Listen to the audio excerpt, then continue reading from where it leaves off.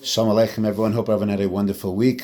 Parshas Vayishlach this week, and there are two ideas in the parsha that I'm very, very fond of. First, we're told that Yaakov Avinu finally reunites with his brother Esav, and he tells him, "Im Lavan Garti," and Rashi famously says, "V'targid mitzvah shamarti," but Rashi adds another clause, "V'lo lamadati ma'asav hara'im," and Refrain points out that, why do I need that extra clause? You told me you kept 613 mitzvahs. Obviously, you didn't learn from his wicked ways. And apparently you see something very fundamental from this Rashi, and that is a person can be very, very meticulous in all the mitzvahs, 613 mitzvahs, but he can still learn from the ways of Lavan.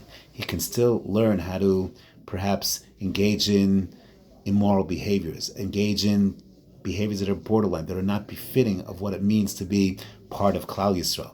A lot of times we might be very careful checking all the boxes of Torah mitzvahs, but our chasnas, our weddings, are they befitting a Jewish wedding, or are they involved in too much gashmias? These are the things that perhaps Rashi is telling us. You can go ahead and keep all the mitzvahs, everything can be mahadrim and mahadrin, but also still adopting and learning from the ways of Lavan. That's idea number one. Idea number two is, we're told towards the end of the parsha that after Yaakov resettles, so Yaakov is Vayichan.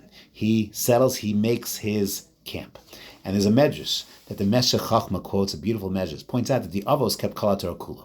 And the Gemara tells us that Avram Avinu kept the entire Torah, even the mitzvah d'Rabbanan of Erev Tavshilin. Wow. And then the medrash says that Yaakov kept all the Torah, even the mitzvah of Eruv Tchumen. So what is it with the Eruvin? What's with these mitzvahs of specifically that the Chazal are telling us? All the Torah, even Erev Tavshilin for Avram, even Erev Tchumen for Yaakov.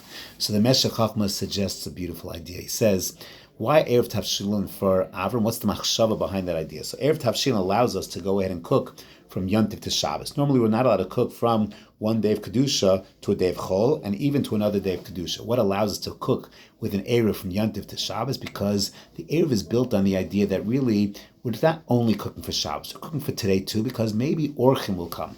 Hoel v'ikloi Orchim chazilei. So since Orchim might come, there's part of me that's cooking not for Shabbos, but for today, for Yontif.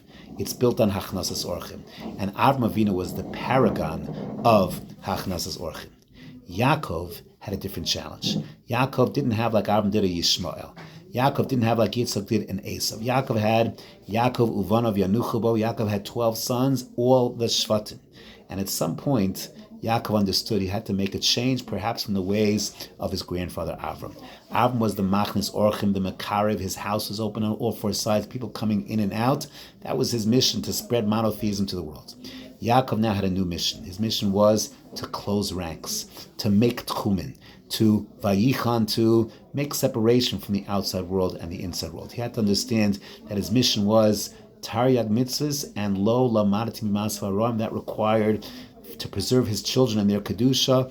In this world, he had to sometimes close ranks. And this is the dual mission that we have as Bnei Avram and as Bnei Yaakov. On the one hand, we have the mission of helping the world, being a tikkun olam and facilitating, bringing righteousness to the entire world for sure. That's the Abrahamic challenge. But at the same time, we have to make sure that we're not being impacted by exposure. Goes two ways. We can impact, we can also be impacted, and that's to know when we have to close ranks, when we have to be like Yaakov Avinu and make sure that the outside hashkafas and influences, you can watch all that we're watching. You might think, hey, maybe the Goyim are right, maybe the Jews and Israel is an oppressor. You can get influenced by that. Sometimes you have to know when to close ranks as well, and that's critically important, that balance between being the Bal Chesed par excellence, exposed and influencing of Avram Avinu, but also know when to close ranks like Yaakov. Have a wonderful Shabbos Kodesh.